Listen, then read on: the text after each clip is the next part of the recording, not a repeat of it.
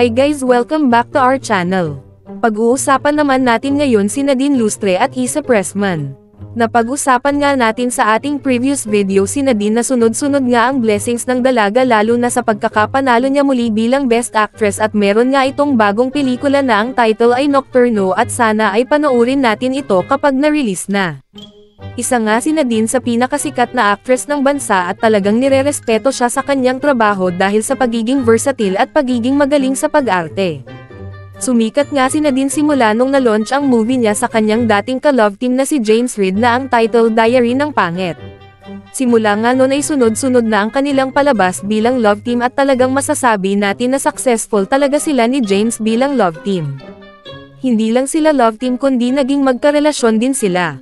Madaming ang natuwa na fans nung araw na pagiging officially mag-on ng dalawang ngunit naghiwalay din ang couple nung November 2019 at na-announce nung January 2020.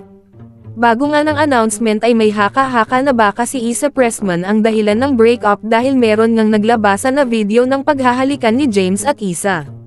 Nag-deny naman dito si James at Issa pero fast forward to March 2023 ay nag-announce na nga si James ng kanyang relasyon with Issa Pressman.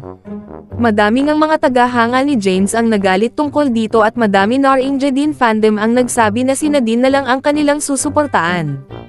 Ngayon naman ay kinuyog naman si Issa Pressman ng netizens dahil daw umano sa pagiging trying hard na maging kamukha si Nadine. Umani ng samot-saring komento mula sa netizens ang larawan ni Issa Pressman at James Reid na kuha mula sa isang event na ginanap sa Paris.